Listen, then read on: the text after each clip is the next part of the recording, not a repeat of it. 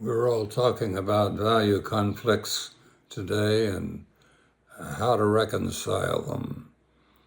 It's a time for a lot of deep thought to be given to just what it means to have a value conflict and how to reconcile it. Our country is faced with value conflicts. The problems in Europe, the problems in the Middle East, all express value conflicts. In fact, all of history is a history of dealing with value conflicts. And basically, there's been two ways of handling value conflict, two ways of understanding them. The first way is that there's a right way and a wrong way to understand a value conflict, and most often the right way is ours. We know what to do, and the wrong way is the other side. So in World War II, there was our side, which was right, and the other side, which was wrong. The church today, the Catholic Church, is involved in a struggle over value conflict. There is, for many Catholics, a right way to understand things, and that way was given by God. God tells the Pope, and the Pope tells everybody else just exactly what the right way is to understand reality. So if you take this way, then you see things like homosexuality in the way that it was seen, has been seen over the course of so many centuries. And you see second marriages as matters that have really been resolved in terms of what's right and what's wrong. There are no second marriages desirable. There are no divorces desirable.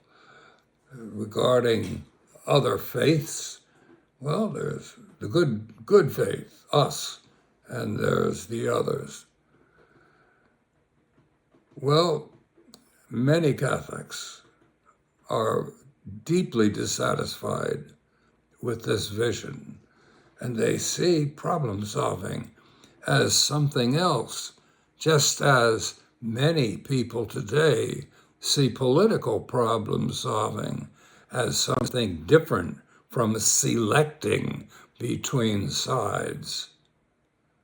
More and more people are seeing problem solving of this kind as a search for transcendence, a transcendence that is partially expressed on each side of the value conflict. So that if there's questions concerning homosexuality or concerning second marriages or concerning birth control, the many, many questions that come up in moral issues, or if there are second sides to political issues like Gaza, like what's going on in Europe, if there are really two incarnations of transcendence, then it is the responsibility of the problem solver to, first of all, try to find out what it is, what is that grasp that he has of transcendence. And that effort is going to lead him in two directions. To, first of all, question some of the old issues that he thought he had resolved. But secondly, to search for better expressions of resolutions to value conflicts, so that value conflicts admit of a negotiation. That negotiation must replace the simple application of eternal principles to the concrete case. That the negotiation is a dealing constantly with eternal principles, but it is an effort that is never finished, that it is something that each one of us forever is called to make, to find the transcendence that is there, to become aware of the transcendence that is missing, to do this on both sides of a value conflict, and then to recreate the world in syntheses of the transcendence that is present on both sides of a value conflict. So what we're dealing with here in religion or in politics, we're dealing with a new way of understanding ourselves, a new way of understanding that other guy who thinks differently, a new way that does not reject what we are and have been, but finds that it is inadequate because there is more to be gotten out of the value conflict than simply a reaffirmation of what we've said all along. There is, in truth, a new affirmation that can be created. What does this mean? This means that what we're after is the creation of a new world, the creation of a better world, the creation of a God image in this world, in the only way that we can do it, that is meeting the situation, meeting the value expressions in the given situation, and then being true to the transcendental sensitivity that we have within us. That value sensitivity can pull apart the problems and recreate a new solution.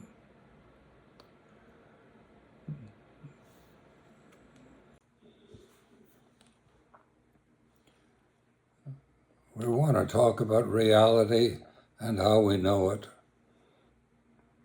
This is a very important question, and how we answer it determines our lives.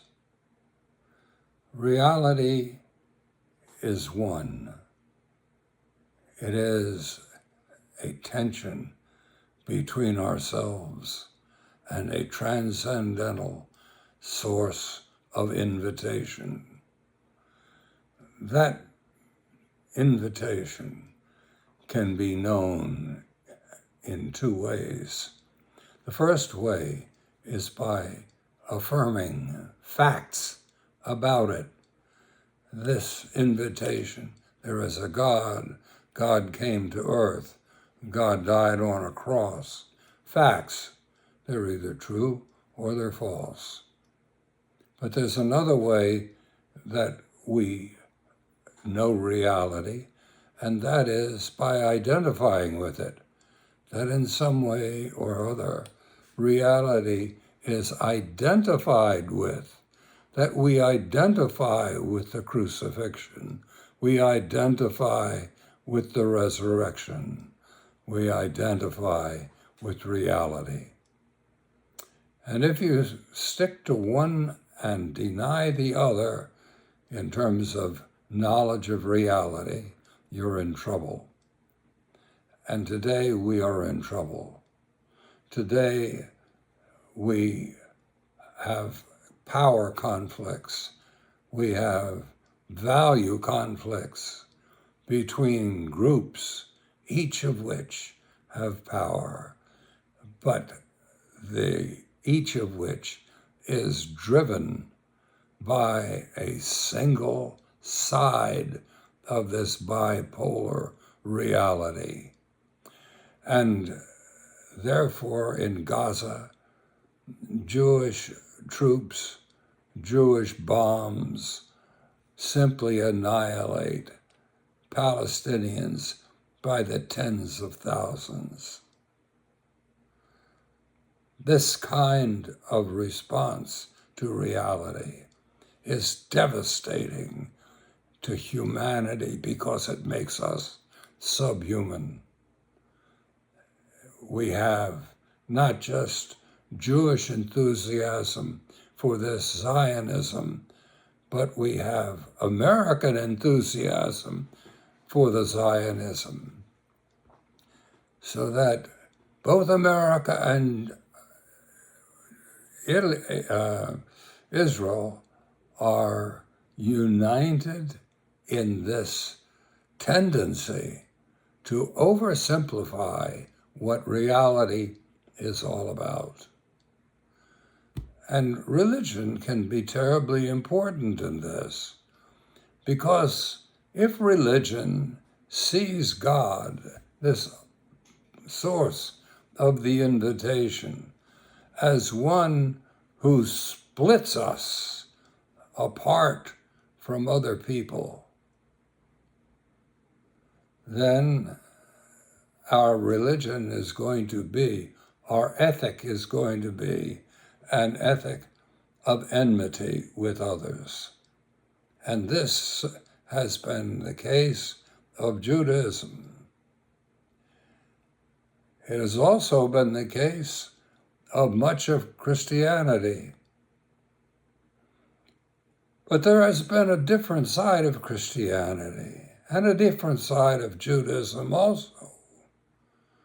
And that different side identifies with others, so that the life that is led is a life of sharing, of empathy, of love, of co-creation of a new heaven and a new earth. So the question really is, what kind of a Judaism should be applauded? What kind of Judaism should be denied and set aside as subhuman and unworthy of what reality truly is? What kind of Christianity? What kind of Catholicism? Because there are both kinds. We live in a world torn between opposites, torn between dualities, and we find our way in that world by our response.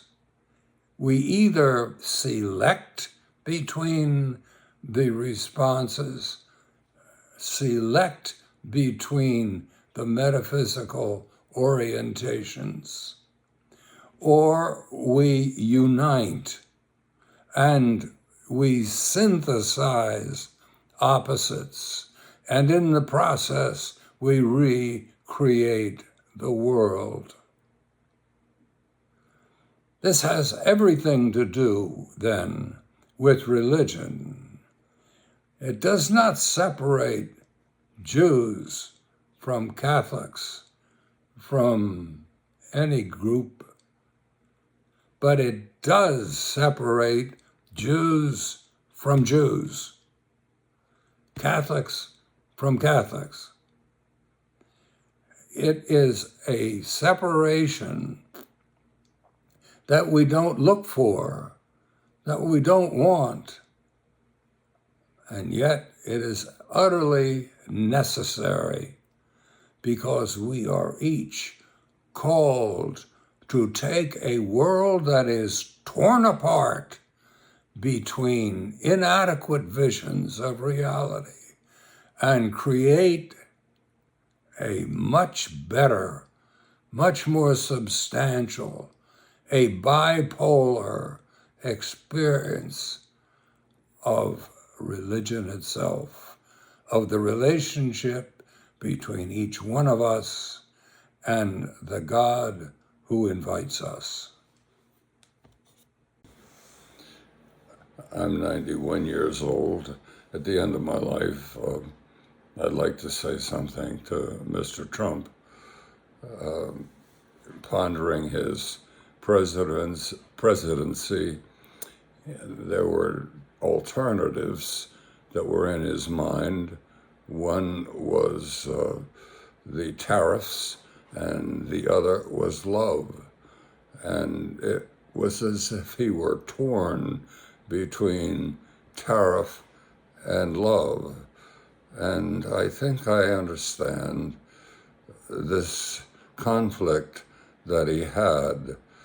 And I would like to ask him to reconsider that conflict, because it's obvious that he has selected tariffs over love. Tariffs mean basically self-centeredness. They are the ethic of Israel. They are the ethic of the type of foreign policy that seems to dominate today in Mr. Trump's mind. And yet there is in Mr. Trump's mind also something quite different, and that is this love. Now, what does this love mean? Well, that's a good question, because nobody can answer that except in the given case, because love means something different all the time. It's calling us up, whereas tariffs, the Israeli vision of reality, is calling us down to a destructive relationship with other things, other people. Love calls us to an ascent that never stops. And so there's something divine about love, and something horribly subhuman about simply tariffs. Now, by that, I don't mean that there's no time for self-interest and for tariffs. There obviously is. But the question is your whole life view going to be determined by a destructive relationship with other people, other things, other nations? Or is it going to be determined by an ascent together, an ascent to peace and prosperity, to making a divine kingdom here on earth? There has been a problem for the United States in its relationship with Israel. And Israel has, in its relationships, especially in the Middle East, has determined itself as an enemy of peace, an enemy of other nations, as someone who will destroy one nation, two nations, 10 nations, any number of nations, in order to promote its own interests. And the United States has cooperated in this. This is far removed from the ethic of love that is there in Mr. Trump's mind. Even now, it is in his mind, because there are people around him who know the value of love, know the value of recreating a world in a way that has never been dreamed of before. And this is what is possible for Mr. Trump. This is what is possible for his presidency. This is what is the divine invitation to Mr. Trump for this presidency, in spite of the fact that it has begun on a different note. And so therefore, I submit my own hope, prayer, that Mr. Trump may make of his life, his presidency, his nation, something that permeates the United States of America with its love, its concern for opposites, and then goes beyond the United States, expressing its love for China, for Russia, for Germany, for all nations everywhere, for we are all part of this ascent. And if our hearts are big enough, then the leadership that Mr. Trump obviously has, that leadership can go in the right direction and make of our nation and of our world a better place, something that is truly divine.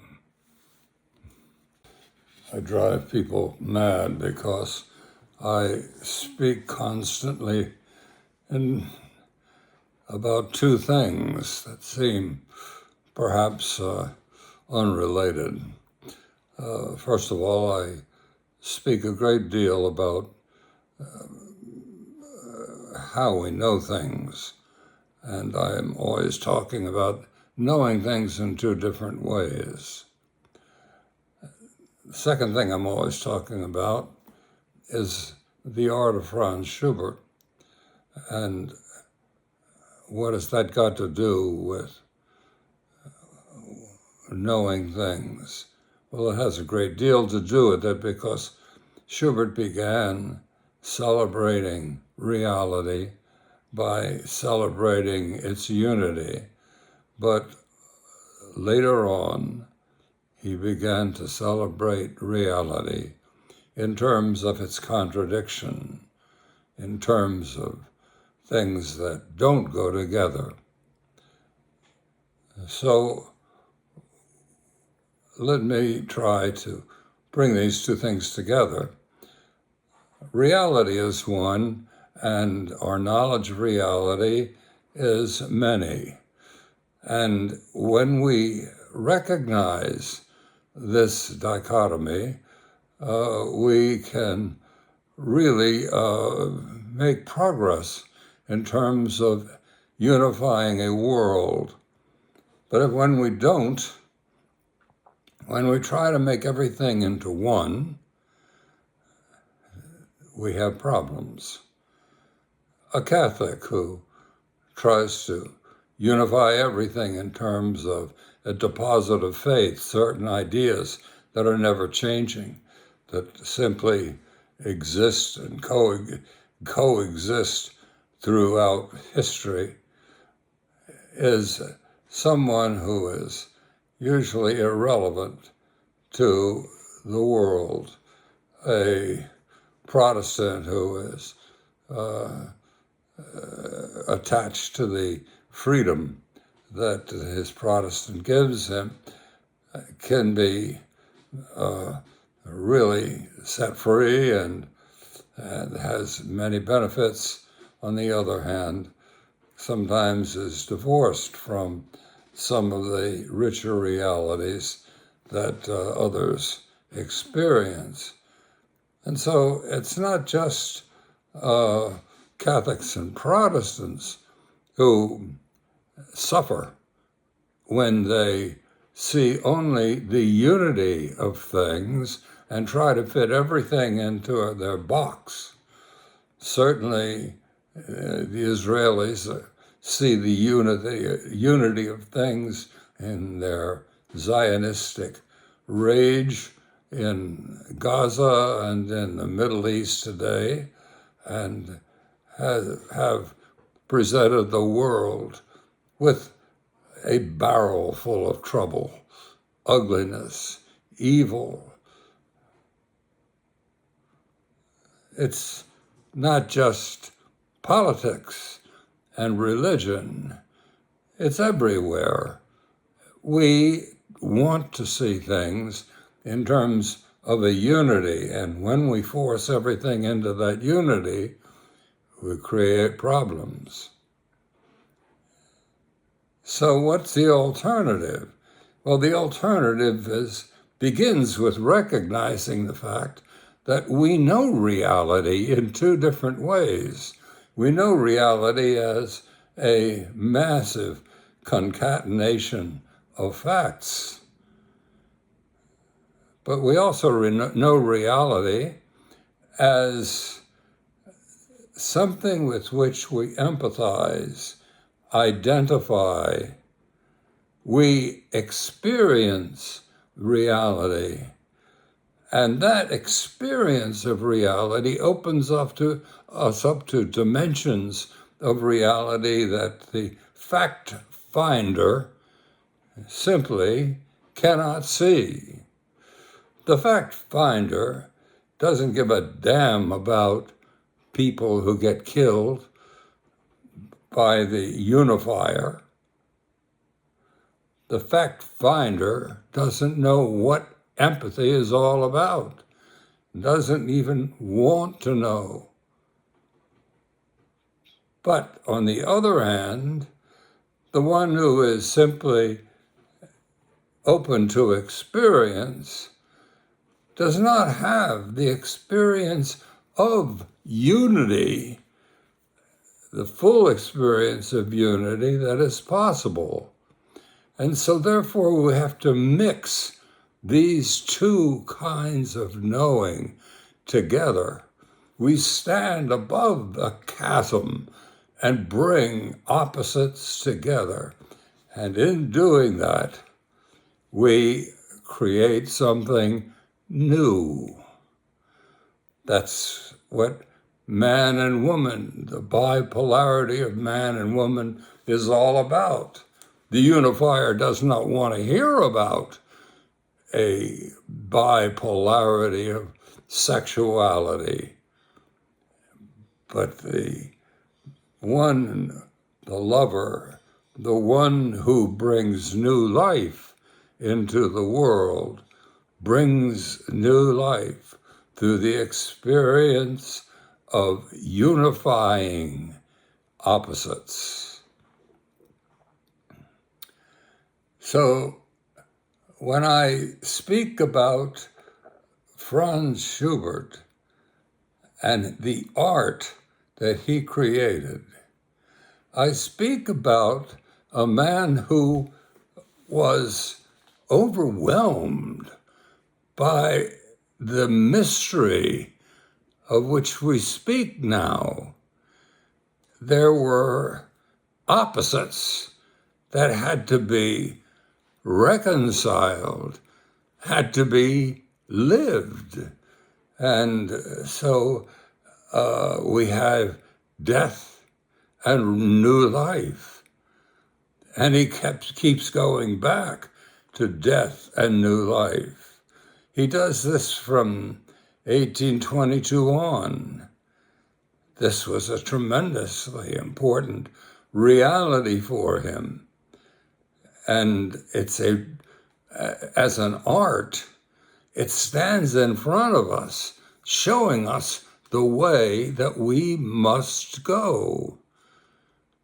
You can talk about a lot of different things, but when you speak of this mystery of opposites and unifying them, you are speaking, well, you could call it love, you could call it a lot of things, but what it really is, it is an immersion of opposites together in a creative kind of way in which the opposites remain in some ways opposing one another. But on the other hand, they are making the most out of how they are unified. And so, two people who love one another, yes, they differ. They differ sexually.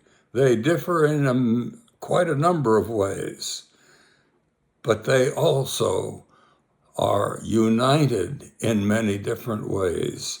And when these two people creatively reconcile these oppositions, they bring into the world something new. And that is what evolution is all about. I'd like to think with you about religion for a few minutes. The reason why we should think about religion is because it leads us in different ways from thinking about politics. And the difference is, in a word, this: religion focuses upon a dynamic reality in the human experience, whereas politics focuses upon facts. Religion leads to an ascent, a moving from one place to another, a becoming, whereas politics speaks to power and to a way of dealing with what actually exists. In thinking about God, there are two ways. There is the religious way, in which God is seen in terms of a family, a father, a mother, a created son, and reality is also seen politically in terms of relationships, affirmed relationships, knowing what is a fact, knowing what is true, and distinguishing it from what is false. So there are these two ways of thinking about things, and both ways have their value. When we think about things in terms of facts, we gain power to change our world. But when we think of things in terms of dynamic relationships between things, we think of opposites and conflicts, and also triumphs over the conflicts. So, if we're thinking about the human ethic, it's well to recognize, it's terribly important to recognize the difference between the two ways of understanding reality. If we understand reality simply in terms of facts, then we are concerned with the power to make those facts just exactly the way we want them. But if we're concerned about reality in terms of a dynamic power there, we see that everything consists of tensions between opposites, and that those tensions can lead us in two directions, to heaven and to hell. And the way they lead us to hell is if we see reality and the tensions that of which it consists as something that must be obliterated and replaced by facts. If basically the fact of power, is our God, then we are going to create a world of hell.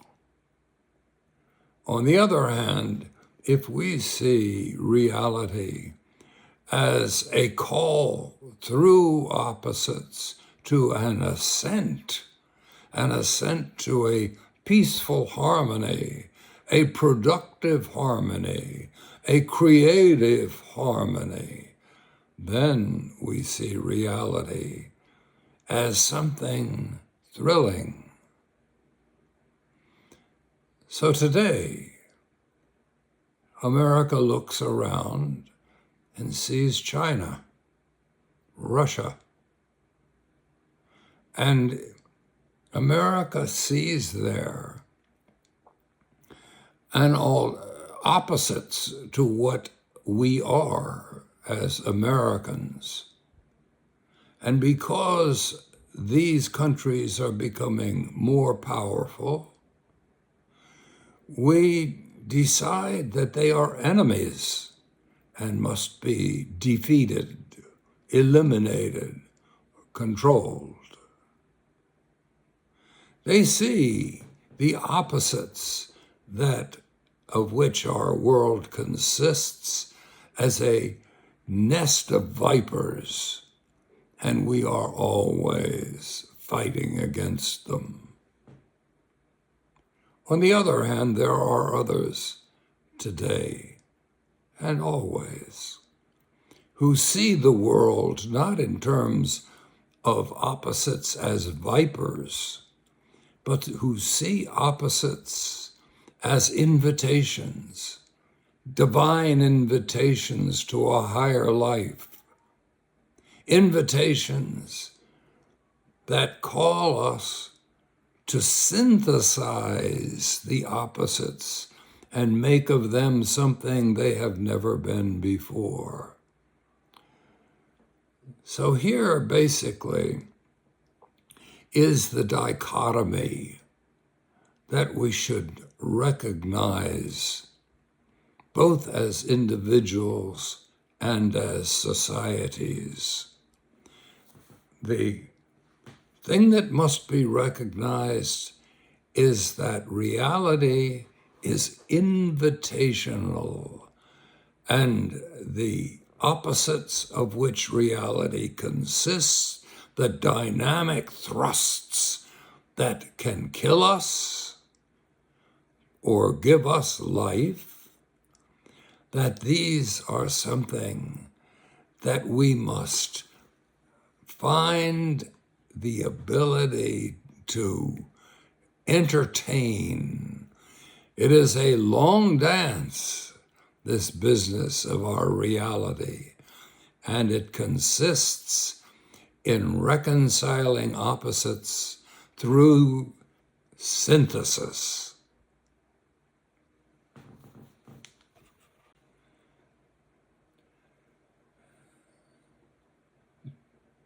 Today in America, we are familiar through our political parties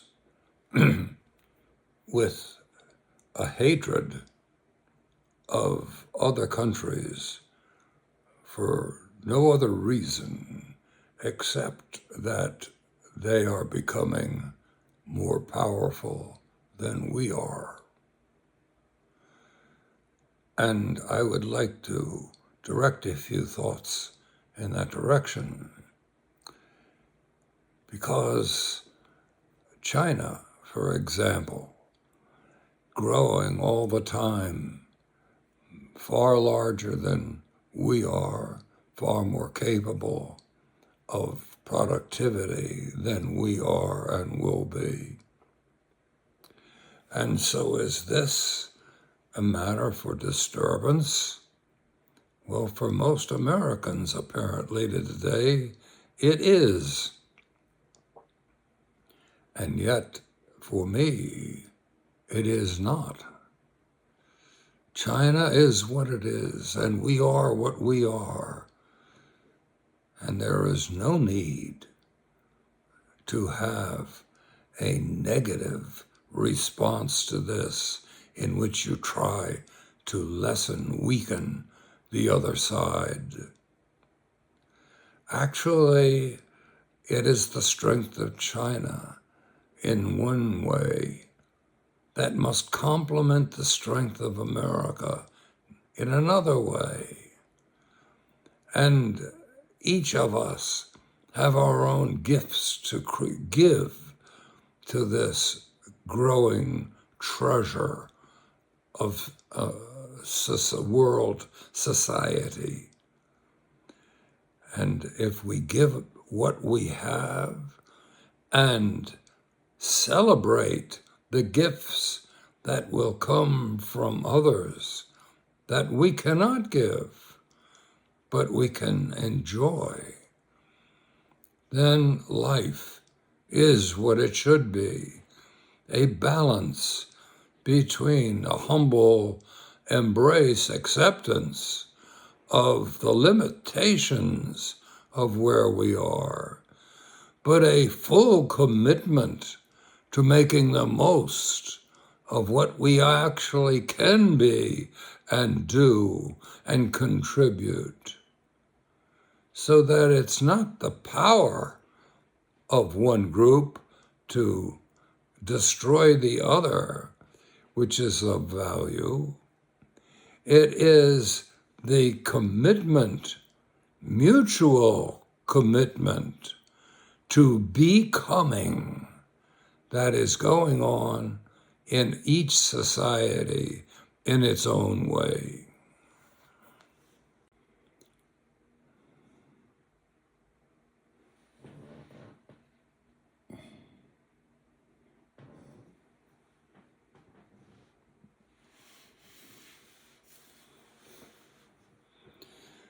There's reality and there's you. You are trying to know what reality is all about, and you know reality in two ways.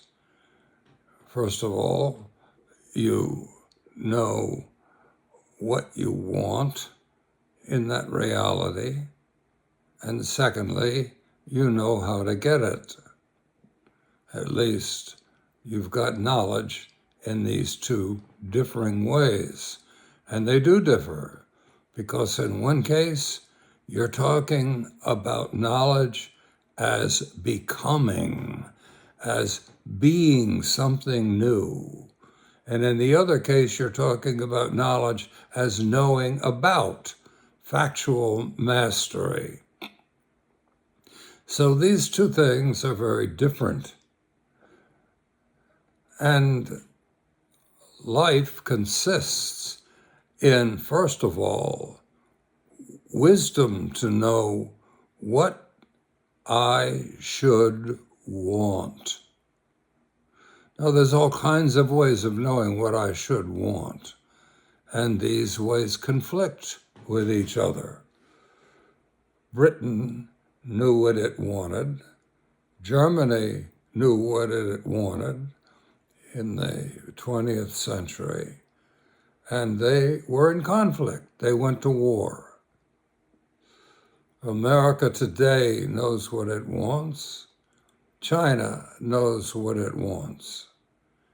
And will they go to conflict? The other type of knowledge is mastered by artificial intelligence.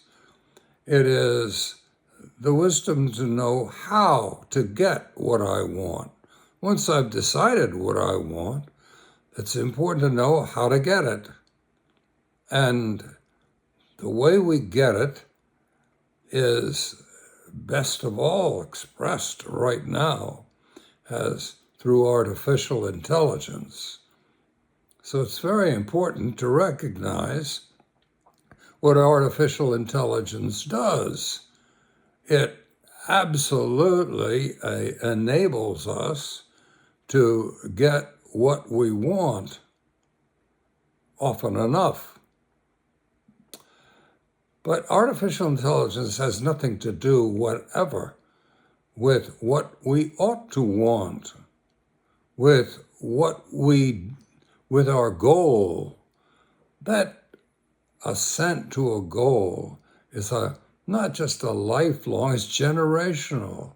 It is, in fact, the history of creation, an ascent to wisdom, to true wisdom, where what is wanted is the fullness of reality, of in-beingness. So in a conflict like that between China and the United States today, the question is not who has the best artificial intelligence so that they are able to achieve what they want to achieve.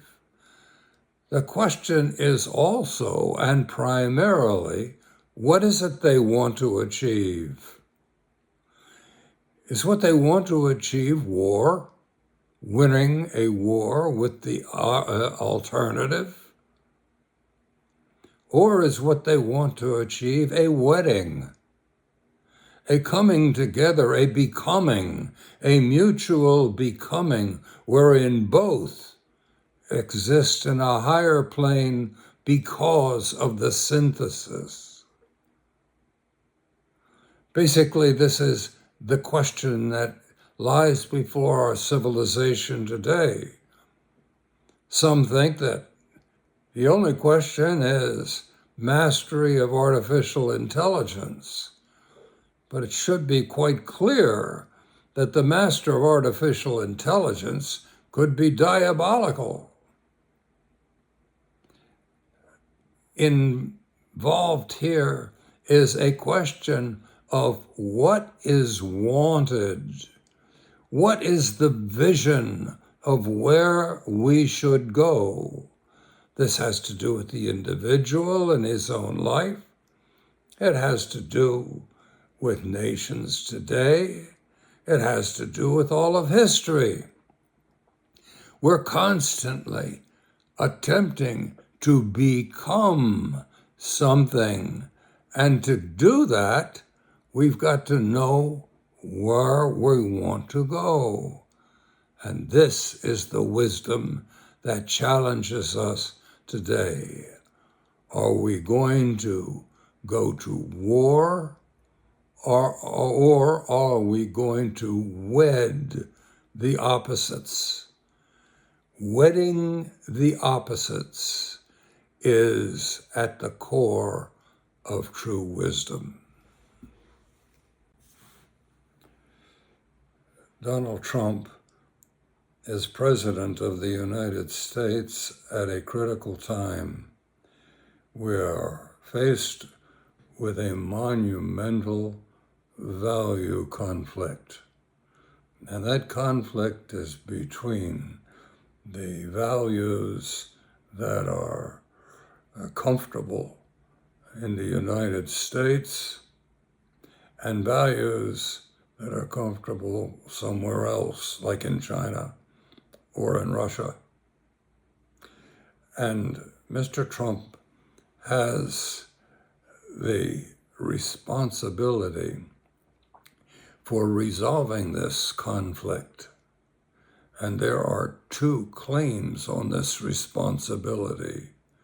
One claim says, fight against the opposite, destroy it, weaken it to such an extent that it is no longer a threat. The other claim calls in a completely different way. It says the important thing is not your superiority to the alternative. The important thing is the ascent of both of you, yourself and the alternative, to a higher state of being, that you can ascend through the synthesis of opposites that exist between these two value positions. This is basic to the human experience. The human experience includes a sensitivity to an attractive, transcendental state of being. It attracts to in-beingness. This attraction is not merely to knowing about things or controlling them. The attraction is, in this case, to becoming something you have never been before. And that becoming involves two things: a surrender of types and a victory of type. And this is what Mr. Trump must deal with now. For he is called to war by so many people that surround him. He is called to war by so many people in Europe today. And yet, this call to war is a call to destruction. It is a call to nihilization. The call of transcendence, the call of being, the call of that is there in the attraction to become something new is something altogether different. It is a call to reconcile opposites, not to decide between them, but to create something new out of them. And it is this that is Mr. Trump's invitation, a personal invitation issued to no one but him today. And no one but him can respond to this invitation. And so we call our countrymen, we call all of us to embrace the invitation to become, not just personally, that too, but also as a society, to become something greater than we have been before, because that call is always there. And the possibility of staying put with something from the past is not a possibility, but to transcend the past, not to reject it, to transcend the past is always the true call. So synthesis is where we must go. What is life? As I see it, life is basically the response of any one of us to the invitation, divine invitation to ascend through opposites to a higher reality, to a divine inviting reality. So that invitation basically is the nature of the human life, and each one of us has our own invitation. And that means that the Japanese, the Germans, the Americans, the Russians, Islam, every one of these groups has their own divine invitation, an invitation which is inviting them personally, and in a secondary sense can be shared by others. So the first thing that we're going to recognize about this invitation is that it creates opposites. It creates contradictions. And what do we do about the contradictions? If one person is being invited to something that contradicts the other, what do we do about it? Well, we can destroy the world and often try to do that. On the other hand, we can take that contradiction and try to recreate it in such a way that there is a higher productivity that emanates from the opposites because of what they share, what they have in common. And at the same time, there is a toleration of each of the opposites for the portion of the other's invitation that is contradictory to their own. So what we're talking about here is reality in terms of tensions between opposing dynamics. It's all around us. We are opposed to our parents, one generation opposed to another, sexual opposition, racial opposition, national opposition. It's everywhere, and we can all experience the power of this opposition to destroy us. In fact, often enough, we are terrified by the fact that there are so many oppositions that in which we live that all seek the destruction of what we are. And at the same time, there is in the world around us a universe of oppositions that offer us the invitation to become something more than we are. This isn't just an invitation to know something. We're not trying to write a bigger book. What we're really trying to do is become a better thing, a better us, a fuller us, a semi-divine us, an us that can become all that we are being invited divinely to become. In Germany today, there is a focus on synodology as a new way of governing the church. The church has never been a great fan of contradiction or resolving contradiction by anything but war. But in the synodology, they select different issues like homosexuality or second marriages, things of that nature, and they say, well, we have the wrong answer. We ought to allow this. Everybody should allow it. But what happens is that the issues that are selected by the bishops don't really address the problem of today.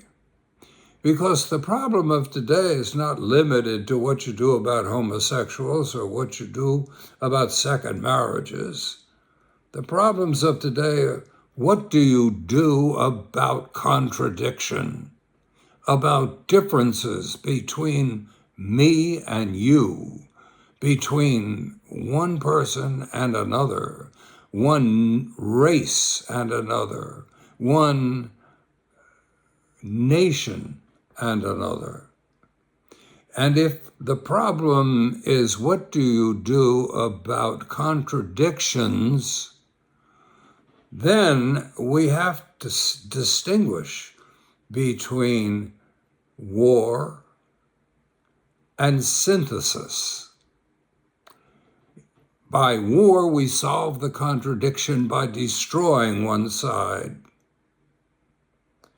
By synthesis, we recognize the value in each side and then create a new problem-solving mechanism by which those similarities are taken advantage of.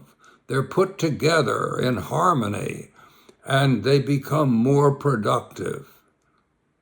But just as we do that, we have got to recognize that there are going to be issues that we cannot harmonize, that remain contradictory.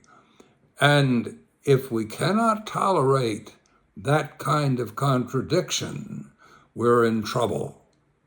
Because a certain degree of contradiction, a certain degree of difference is utterly necessary if we are to respond creatively to our invitation and become what the divine source of invitation is calling us to become.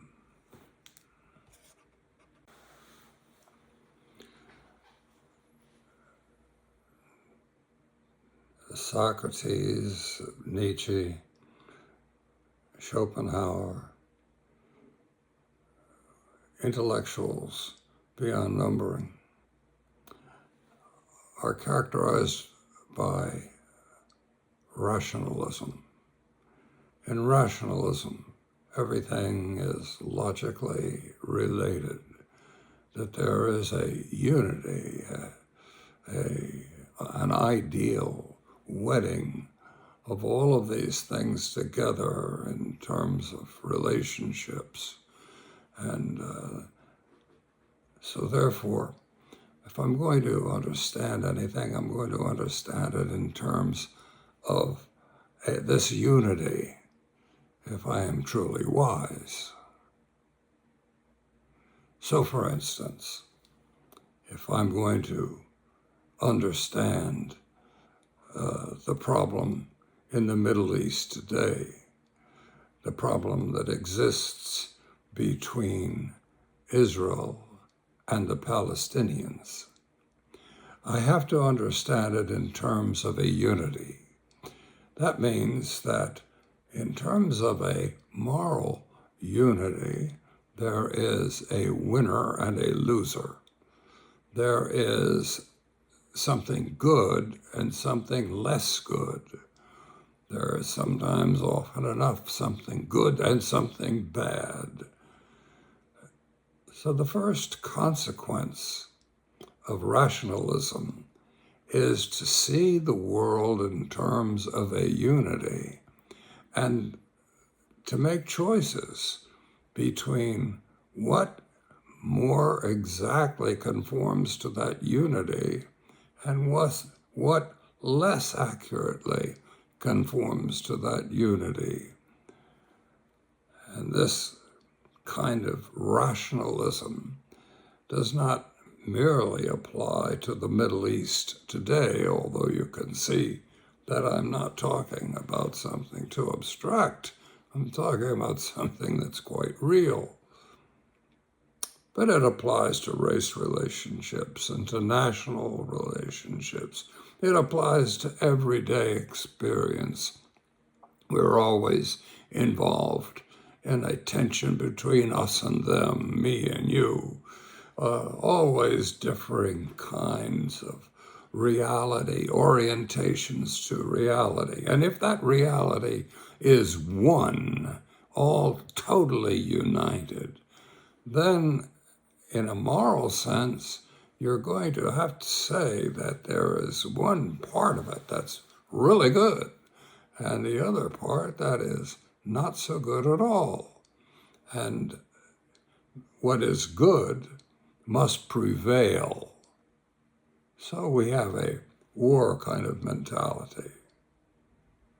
Of course, this is not the worldview that I've been talking about. The worldview that I've been talking about has to do with reality as dualism, reality as a tension between one and the many, reality in which there is a necessary many that must be in some kind of way synthesized in order to give expression to the one. And that one is a transcendental one. That one exists beyond every imagining, beyond every experience, beyond every ideology. There is no set of ideas that correspond to that one. That one transcends, and yet it invites.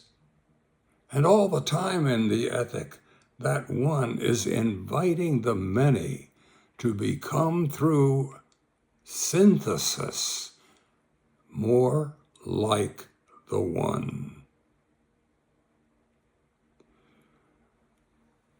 So today, we in the United States have great power, and there are many who think that the way to exercise this power is to become terribly strong and to terrify everyone else in our neighborhood, in fact, in the world,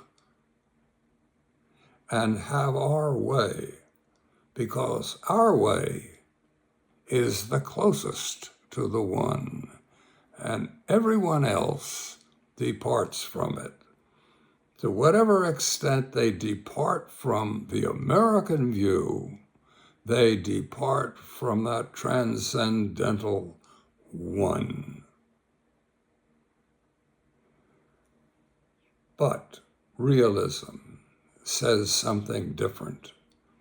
Realism says that to insist upon the one as an ethical ideal is to set up a phony ideal, something we have created, something that infringes upon, limits the true ideal, which is transcendental.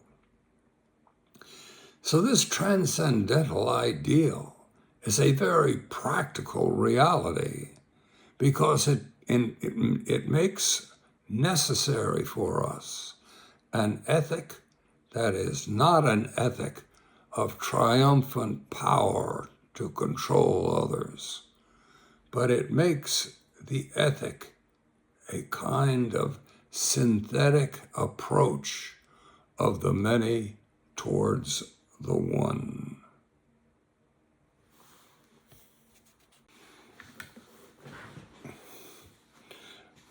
I am a Catholic, and I live at a time when Pope Francis has just died and we have a new Pope.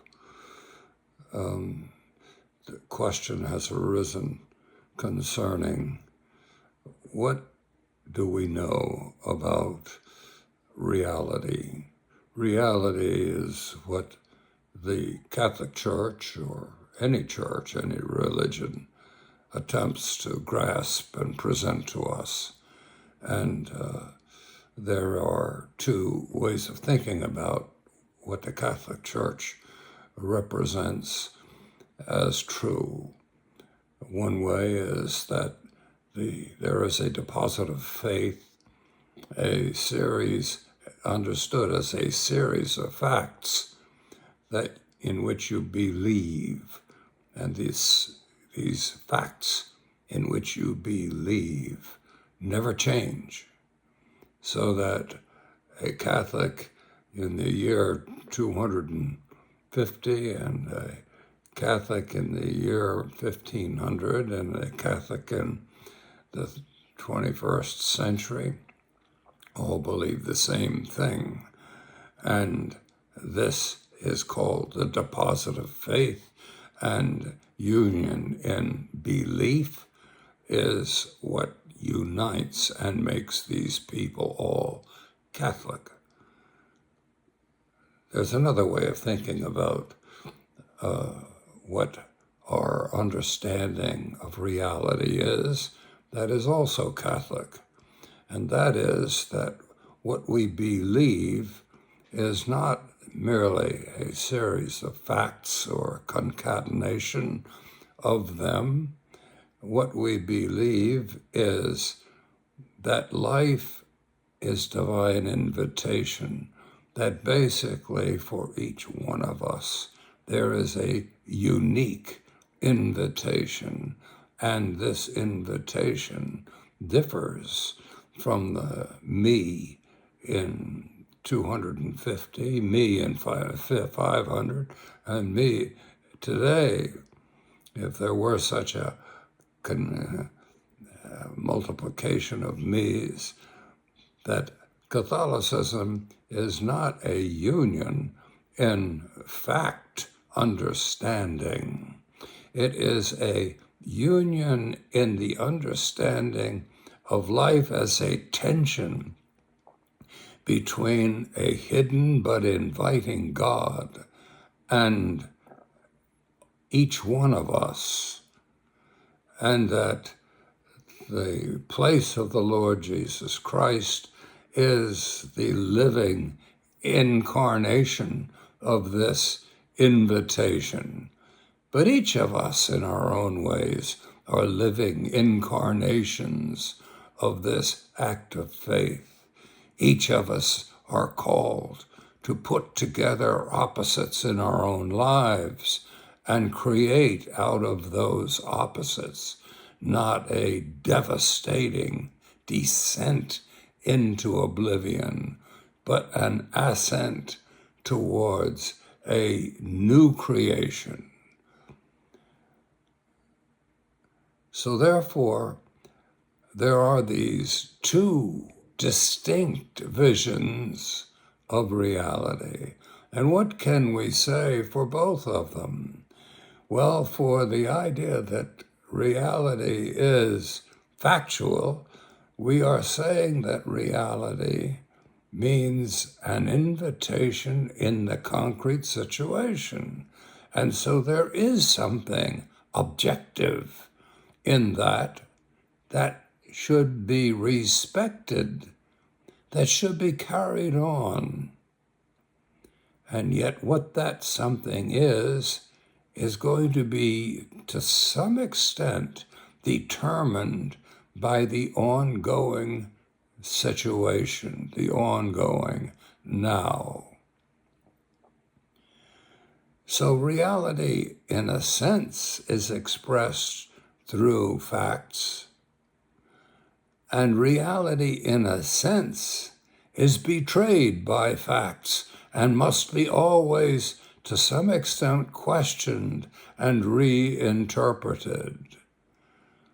Tradition means that there will be some kind of meaningful relationship between the now and then, the different nows of people's lives. And that must be respected and held on to.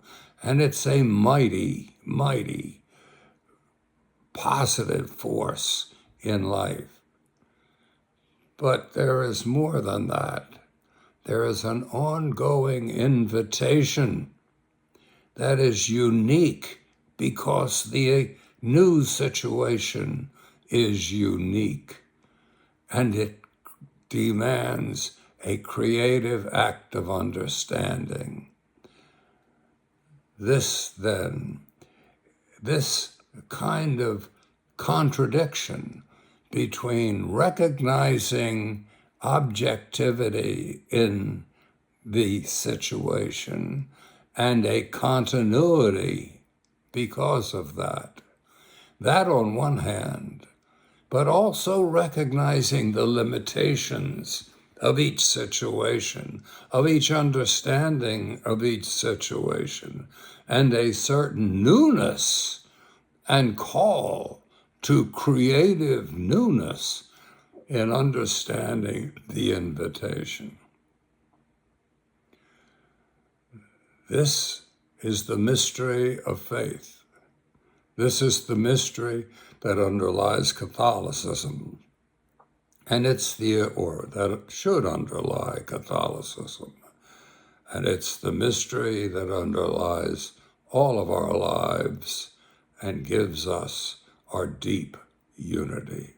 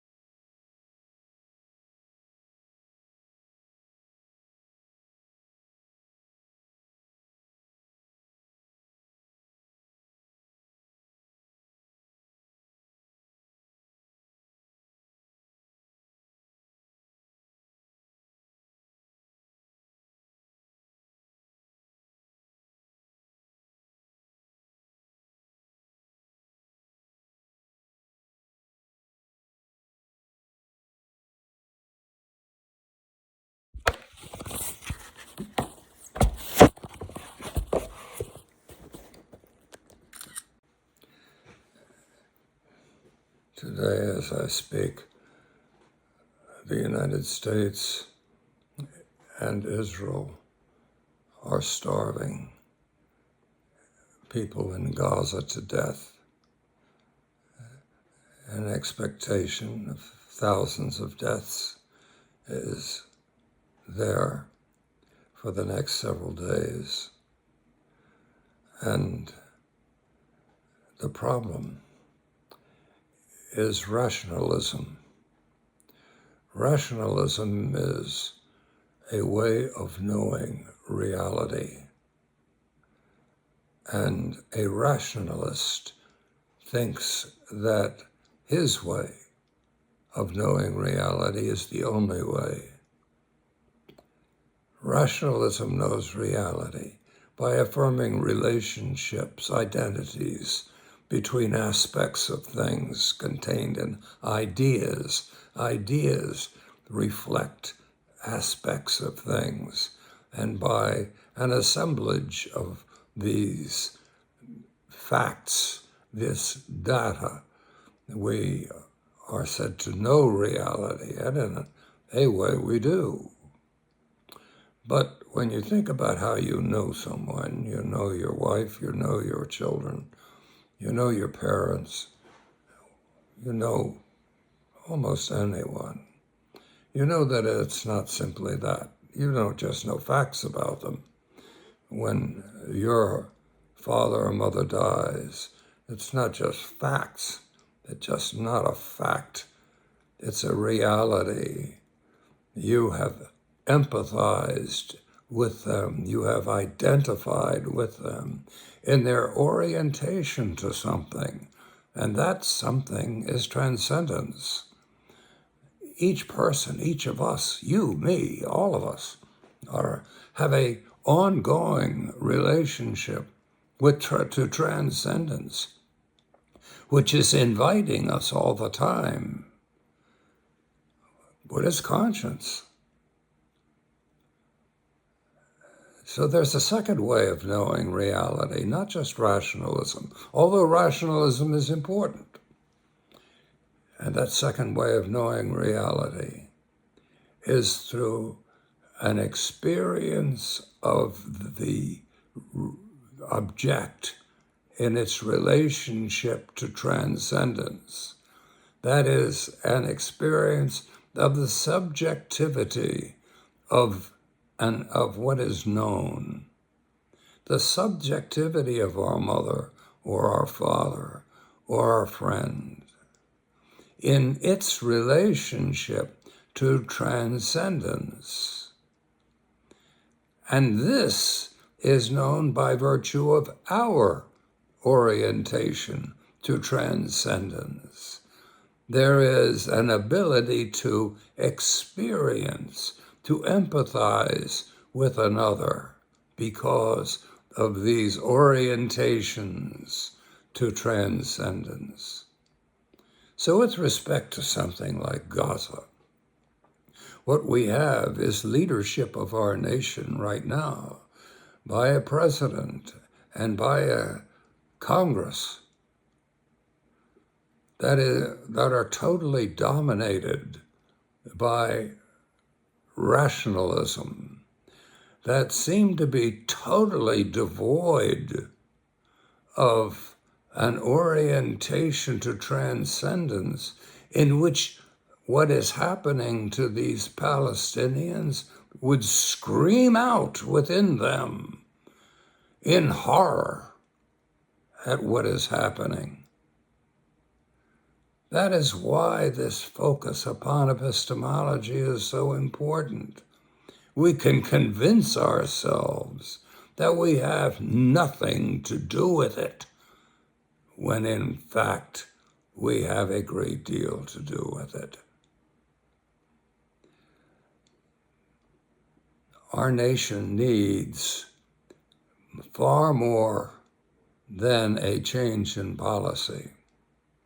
Our nation needs an orientation to transcendence that goes beyond Roman Catholicism or Protestantism or Islam or any other partial grasp of our relationship with transcendence.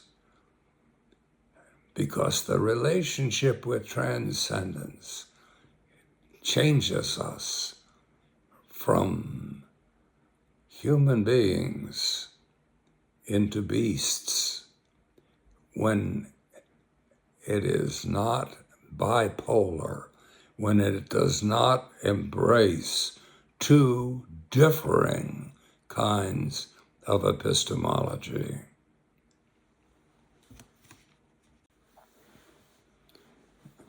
Franz Schubert told stories about life, and those stories focused on a wanderer.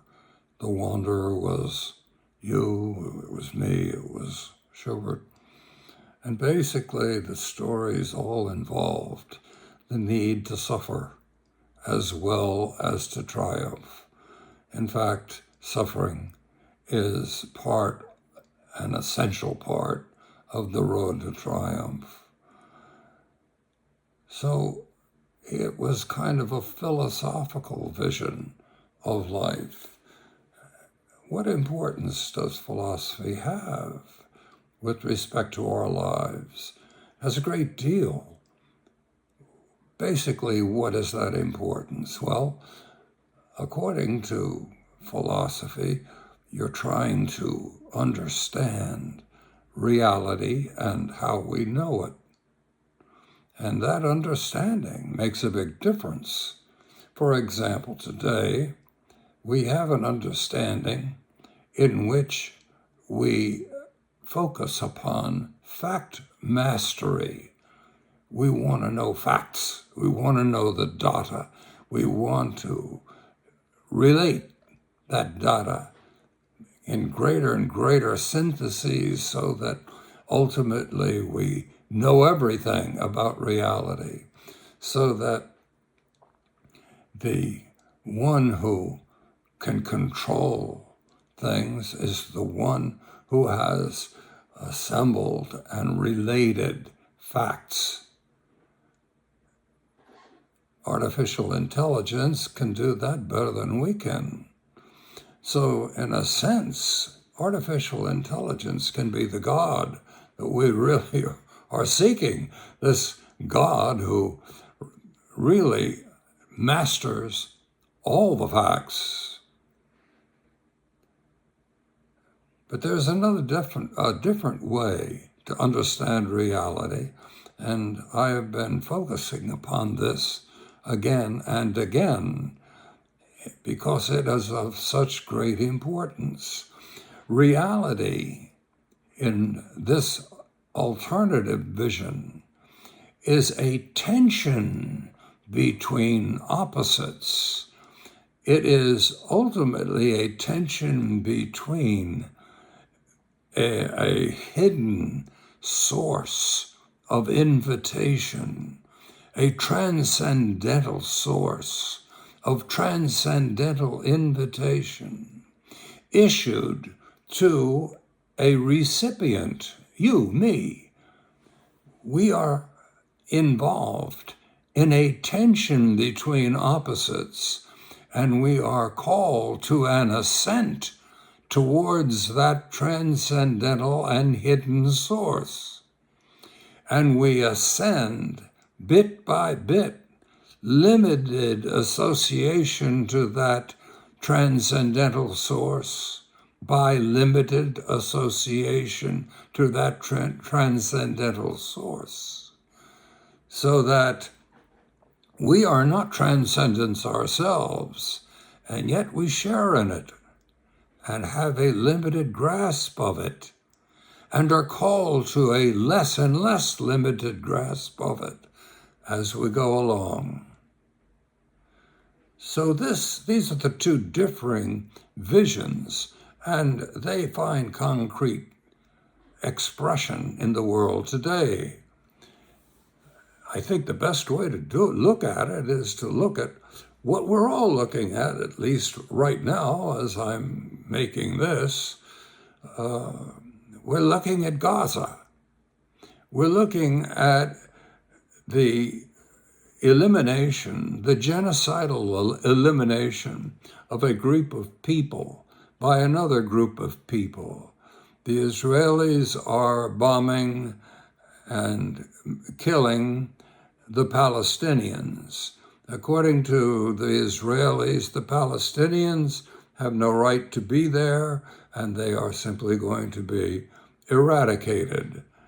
Now, if the AI vision of reality is valid, this is not merely acceptable, it is demanded by reason, because pure reason, when used to achieve the objectives of the Israelis in this case, would certainly call for the elimination of the Palestinians. But there is a different vision also that is held explicitly or implicitly by most of the people in the world today, which senses that there is a jarring contradiction between the genocidal elimination of the Palestinians and the invitation, the transcendental invitation, in which each one of us is experientially involved. So the difference is immense. And it's not just in the Gaza problem that the difference is immense. In religion, it's the same thing. Arbitrarily, each religion selects its own orthodoxy and imposes it, and is often enough ready to fight and to kill in order to impose that orthodoxy or maintain it. And are we not dealing again with fact mastery? The fact mastery is built upon an arbitrary selection of value, and those who do not accord with it are destroyed. On the other hand, religion for quite a number of people today, probably the immense majority, certainly in America, is really a associative assemblage of people which unites them in so much that they do believe, that they do accept it with respect to that transcendental source of invitation. Very few people want to see people that they know and love next door, in the same house sometimes, anywhere. They don't want to see these people suffer or go out of existence. They love the idea that we are all invited, transcendentally invited, and that invitation is being carried on experientially within each person.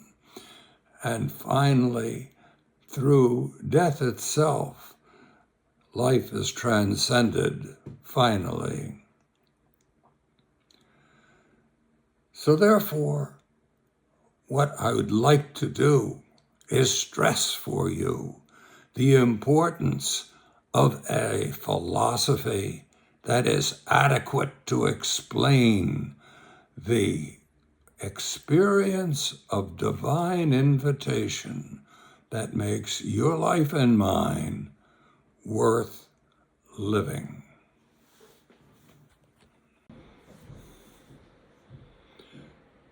My name's Frank Rupert. I was a Catholic priest ordained in Rome in 1958, I went to the Gregorian University there, and I love Catholicism. I write everything that I do write or record with my Catholicism as a very important component of what I think and how I think. I want to, however, emphasize that my Catholicism is not the way I think.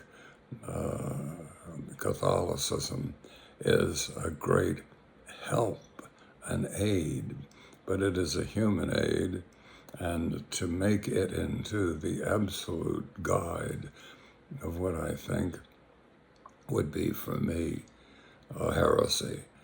I find that there is an alternative way of thinking that must complement that which I have received, and so gratefully actually, from the Catholic Church. So that you could say that I am a Catholic, and yet Catholicism does not define me. I think that what we have actually are two ways of knowing reality, and one of those ways is through institutions, including and especially in a very unique way for me, the Roman Catholic Church. But the other way is through a more direct experience of divine invitation. That direct experience is also limited, and it profits from and often needs the direction and help of Roman Catholicism, just as my Roman Catholicism needs the direction and help from that more experiential kind of knowing. So knowing is a binary kind of reality. I'm always talking about binary kinds of reality because binary or dualism is the way we approach the divine reality. It's not saying that the divine reality is dualistic, but it's saying that the only way we can truly know it is through a dualism, that a monolithic epistemological structure is dangerous, damning, and will destroy anyone who limits themselves to it. So let me give you an example. We talk all the time about sexuality, and the Catholic Church has said a great deal about sexuality. Most of all, it says that it recognizes the sexuality as binary, man and woman, in their joint approach to the divine. But the Catholic Church has said other things about sexuality which have not been so illuminating, and it still needs to say more. For example, on the homosexual problem, transsexual problem, things of that nature. But basically, I want to present then my thought, which is certainly based upon and growing out of Catholicism, but which is also quite uniquely my own, and I don't want to try to suggest to anyone that it is Catholicism. It's my orientation to reality, which has been influenced deeply by Catholicism. Okay, so sexuality then, in my estimation, is one of the ways in which the divine invitation comes to us. And it comes to us in the now, in the current situation. What are we? Most of us are binary. Most of us are uniquely heterosexual, and we tend to orient ourselves to the divine through the other. The male finds in the female something unique and special. So for the majority of people, the binary recognition of sexuality is absolutely central. And a man or young man sees in a woman something so unique, so beautiful, that he can't find it anywhere else. There's nothing in the world like it. Her kindness, her gentleness, her sweetness, her beauty, all of these are so overwhelming. They are filling a lack, something he doesn't have. It's like the other part of the world that must be had. There must be a union of these two sides of reality. And he creates songs about lovely, never change. Keep those breathless charms. Won't you arrange it because you're lovely? And all of the beauties of nature, all of the stars, the flowers, the loveliness of May, he finds in her. And yet she can disappear. She finds the same kind of thing in her, but in him, only in the other direction. And she's looking for what he has, and she doesn't. And she must have it. In fact, she imposes often enough, naturally, all of this desire, this ideal upon the one that with whom she is in love. There is always a realistic change in which he finally emerges in his limitations as well as in his perfections, just like she does. But it's terribly important to see the sacred nature of this sexuality. If boys, young men should be raised to see that object of his attention is a sacred reality for him, as well as everything else. There is a religious and beautifully sacred dimension to femininity, and for women, a similar orientation to the masculine. But with respect to others who do not have this binary orientation, maybe homosexual, for example, this is, for some of them, the way they are. And that means it is the way they are invited to be by God. And there is a sacred dimension to be realized, a loving of other people to be realized within the context of that orientation. That orientation is a limitation, but so too is binary a limitation. But the homosexuality is a limitation, but also a unique orientation to the perfection of the transcendental.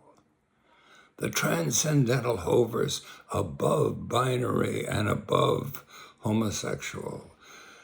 It hovers above them both, calling them both, and in so many ways uniting them both. Of course, there is a split that can't be completely united.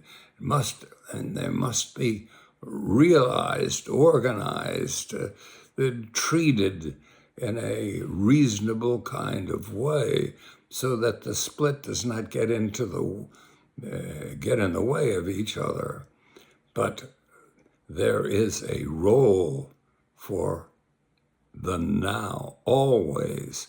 The now is called to a unique kind of a perfection by putting opposites together.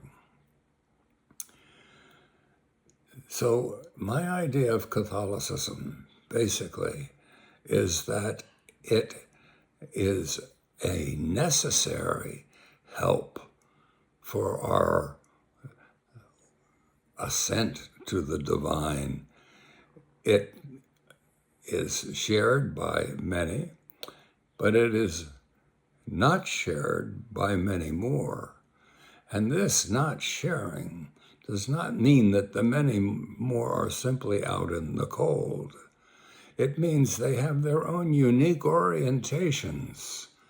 They might not be the same orientation as the Catholic, but they have their orientations to the divine.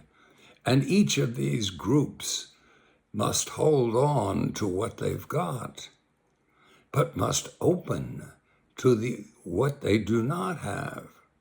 The Catholic must open to the dimensions of the Protestant, the unique perfections of the Protestant, of the Jew, of the Islamic religion. This is, therefore, the name of the game. It is not to define yourself in an absolutistic way with your given religion, but to use that religion as a way of redefining yourself in a growing fashion, a fashion which is always being enriched by the unknown and mysterious other, but a fashion in which the perfections of your own background are not ignored, but made deeper all the time.